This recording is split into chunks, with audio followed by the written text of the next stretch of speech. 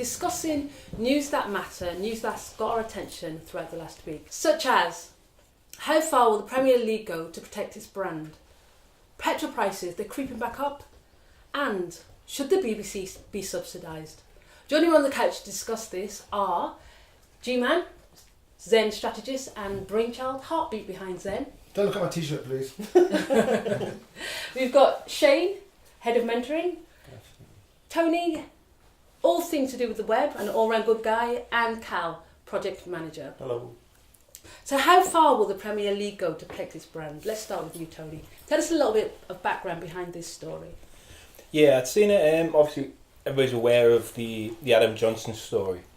And if anybody doesn't know, on Monday he was arrested for alleged sex with a minor. What my obviously apart from the crime itself, I think a bigger crime is how it's been protected and basically disappeared from the newspapers and news pages. You see, so and I think there's a lot of obviously things with the politicians as well, about how things come out with that and how things are just sort of just brushed under the carpet, and whoever. Why do you think they're doing that? Well, I think it is to protect the brand. You see, I mean, obviously, Premier League's just signed a deal with £5 billion for TV rights over 3 years. They're huge in Asia, in that market, and I just think it's a case of where I think they just don't want that sort of publicity at all to affect anything of the brand. And I think the biggest thing is football at the minute, or the Premier League, has never had so much money, but the clubs have never been in so much debt. Wow. So the biggest thing is, once the money stops, the clubs are knackered to a certain extent. So they're just feeding off the money. And I think it's just a case of where, right, this has happened. I think what happened over the last weekend, the Sun, what they do is they basically ring the club up and say, we've got a story, we are going to run it on Monday. We'll give you first dibs to you can either release it or we'll release it. So that's obviously what's happened. The club have come out and obviously had to tell the story. I mean, Adam himself is only became a father 7 weeks ago. Wow. So I think it's just a case of if it was anybody else and anything else, they'd be all over the papers and right to the press. And I guess the reason it resonates is, which I should have said, is that you're also an ex-footballer and your experiences kind of are reflective of that. And you too, Shane, as an ex-footballer, what's your views? Well, obviously the same as what Tony is. You know, the FA are looking after their own brand. I totally agree with what Tony's doing. You know, they are going to sweep it under the carpet as they do with one or two other things. So. But what do you say about, for example, the Ched Evans story? That wasn't swept. That was very much in the press. What would you say about a story like that? Well, for me, that's a totally different thing. Ched Evans has been hounded. You know, I mentioned before on the show before that the question was being asked was when can he play next? For me, it was, are they going to allow him to play next? You know, or just, you know what I mean? They just hounded the lad, and they've also hounded the girl also as well, I believe, and she's had to move once or twice herself. It's like once the press in this country get hold of a story, for some reason, you know, it drags on and drags on. And my question would be is, why is it dragging on? You know, is it taking your mind off something else? Or, you know what I mean? It's a story that's happening here, there and everywhere, but it's being dragged on through the press. You see, I totally agree with what the gentleman is saying. Yeah. The difference between the Ched Evans case and Adam Johnson's case, Adam Johnson at this moment in time is an allegation. I'm not sure, I think he's been charged, but it's not gone to court yet. Yeah. He's not been prosecuted. Whereas with Ched, had been prosecuted, and the media then had this feeding frenzy because this was a guilty man. So before he was prosecuted, was it kept under the carpet? Or was it always high profile? You've heard about it, but it wasn't a massive story. Yeah. Because when it comes to like stories to do with misdemeanors of footballers, especially in the top division, because Ched wasn't in the Premier League if I'm not mistaken, but you know the Premier League, the Championship, it's all about protecting the brand. Yeah. And the minute he was convicted, the minute Ched Evans was convicted, then they had this feeding frenzy. The FA and the Premier League are talking about having some sort of basic kind of mandate that if you as a footballer get involved in a certain thing, then this action happens. For example, when Ched was convicted of rape, the Football League hasn't, or the Premier League hasn't got like a special a law that states you can't play for it again, or there's a punishment you get. There's no real kind of, it's a grey area. So they're now looking to get together and come up with a designated action that happens if you get convicted. With Adam Johnson, the problem you've got here is that, you know, he's been alleged to have been involved with a minor, and the person is 15 years of age. Yeah. Now, the problem you've got in this country is that we like our heroes to be not squeaky clean.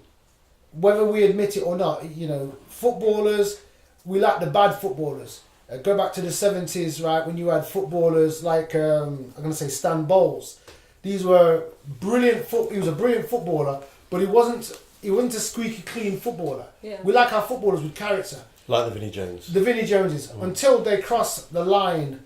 But that line is so fine. Again, whose line is it? Yeah. That's a great TV show, isn't it? And that's the problem. You know, it becomes hypocritical. Yeah. You know, footballers, whether they accept it or not, are role models. Whether they want to be or not, they are. It's all part and parcel of doing the job.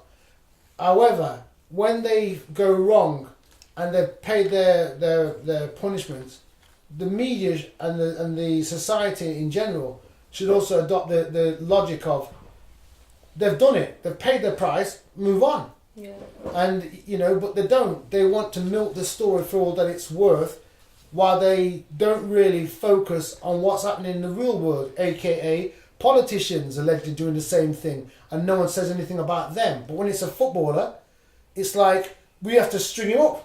By what, I wonder? But they will do something by the politicians, so you're slightly wrong there. They'll Good do it after point. they've died. Yeah, sorry, yes. After they're dead, then, you know, they'll do something about it. And I just think to myself, you know, people are people.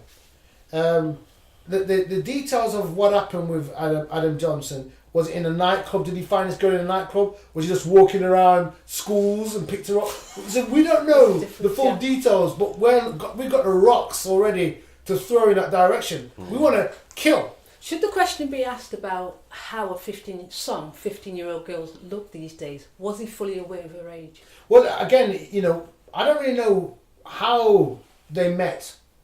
You know, because if you met in a nightclub, you'd assume by the virtue of the fact you're in a nightclub, unless it's a kiddies' night, you know, it's an adult club, and you'd imagine everybody in that place would be an adult, even the people serving behind the bar. Yeah. So if they're not an adult, how did they get in there in the first place? Yeah. You see, but if it wasn't in a nightclub and it was out on a social, you know, it's all about asking questions. What, you know, was he looking for that underage?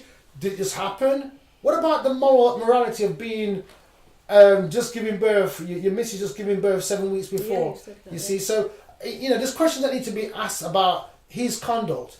However, he's innocent until proven guilty, and the media has to state what's really going on.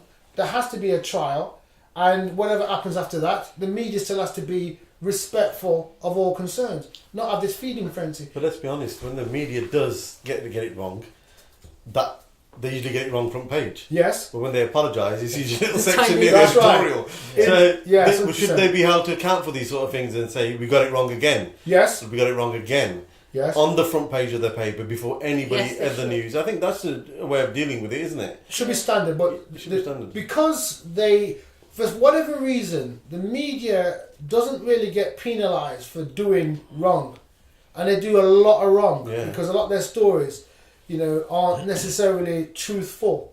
They do lie. Sorry to interject, but one of the stories that reminds me of is, I can't remember, I think it was Bath. there was a girl that got killed on Christmas Day around there a few years ago, and they had a mad witch hunt against this guy who was the headmaster. He lived in the same building. Yes. Remember that one? Super rare stuff. Yeah. His life got destroyed. He had Yes. nothing to do with it at all. It turned out to be somebody totally different. Yes. His life got totally destroyed. He had to change himself physically to still function in society, because it will still resonate with people when they see him, you see, whether they know the facts after or before. So the problem is, it does affect people's lives, and they get away with it too much. Now, the Press Complaints Commission, whoever they are, don't seem to be doing a very good job of what they're doing, and most of them are usually part of the press, aren't they? Or same with the police. Is the police that run the Police Complaint Commission as well? You would imagine that. I mean, the press, right? The problem you've got with the press is it's supposed to be regulated, but regulated by whom? That's right. And what is the criteria? When they get it wrong, like for example, you go back a few years ago, the biggest newspaper on a Sunday, what was it called? News of the World. News of the World. Got it wrong. What did they do? They metamorphosized it into the Sun. Exactly. On Sunday. That's right. The Sun on Sunday. Just changed a publication that had been around for years. No, they were not penalised. No, nothing. Yeah. And that's the problem. You see, they get it wrong. Who cares? We get it wrong. Kill him. Strong arm. That's right. I want to stay with the football theme. Another story that hit the news just yesterday was the pitch invasion. I'll go with you, G, with this. So yeah, I was actually watching the match. It was Aston Villa playing against West Bromwich Albion in the FA Cup, and they'd played a few days before, and it was a big match, big local derby, and Aston Villa were winning. So just before the end of the match, some of the fans in the far left-hand corner, if you're looking at the pitch, came onto the pitch. Several hundred came on. Then they, got them back off the pitch. And at the end of the match, they all dived onto the pitch again. And you saw, it was like, there were thousands of them. And you saw a lot of yellow jacketed security people around the pitch, but appeared to be doing nothing. And you had the police there as well, all appearing to do nothing. Yeah. And thousands of people came on the pitch, and Fabian Delph from Aston Villa, you see shots of him on shoulders of some of the fans, and then he says afterwards he got bitten by one of the fans. And I'm not saying that it's right or wrong. The problem you got with Aston Villa, they're a massive club, gone through the doldrums in the last couple of years, and suddenly had incredible success. So the fans couldn't control themselves, or didn't want to control themselves, and. They're also around the relegation area as well. That's right. So this is a celebration. Yeah, and it's a local derby. There's always been big rivalry between the Baggies and Villa as well. But you still got to be able to protect the product, which is the players. And they didn't look like they were being protected to me, but I could be wrong. I think it also depends on what side you're looking at it from. I was reading a lot on Twitter, and it was saying, there's a lot of people on the pitch, it all looks in good spirit, and things like that as well, you see. And then you read about what Fabian Delph has said, whether he got bit or not. Is it, when people had all lifted him up, he could have got pinched a little bit. But you've got 10 or 15,000 people running on a pitch. You know what I mean? It's quite daunting as well. I've actually been a West Brom player against Aston Villa on the pitch, and we got hammered 4-0. Now, if the fans would have run on there, I'd hate the West Brom fans to get hold of us after the game. Your own fans. 4-0, so it might have been a different story. Yeah. But it just depends what side you look at it from. Yeah. I was reading from people saying that, it's all in great spirit, and some people were saying, oh no, look at these. It was actually all the West Brom fans was all the negative stuff. Yes. Yeah. You know what I mean? But all the Villa people were saying, how good it was, in great spirits. It's good to see the club getting back into good form. So depends what side you look at. I think we need to look at the balance between celebration and a possible pitch invasion for violence. We don't want to go back to the days of like high schools and stadium, and we certainly don't want to put up barriers like after the Hillsborough inquiry. We don't want to go down that route. But I think it was Brendan is that the correct name? Brendan Batterson, who's part of the FA, is he? He used to be. I think he still is actually. He's the chairman, is he? Yes, I think he's part of it. He should have done an evening with us, and he pulled out. That was the man. Yeah, yes. but I don't want to mention that. Yeah, you don't want to mention that. No. Yes. Anyway, he said today on the radio that he has a serious concern for the players now from pitch invasions. So how do you police it, if it's the right word? Because the police weren't policing it, really, were they? They get paid £26 an hour, roughly. When I was working at Derby County, they were getting paid £26 an hour to police. But all the time when things happened, they just stood back. It was only till things got really serious, till a crime was being committed, did they intervene. So Okay, But- and then, This is my suggestion. You know, what you need to do is get the police from Ferguson okay. and import them over here Oh. and say to them, do what you do in Ferguson. Just imagine that the fans are black. Yes. Do what you got to do. You'll be all right. No problem. Oh dear. But that's just a ridiculous notion, by the way. I wasn't being serious. Well, you know,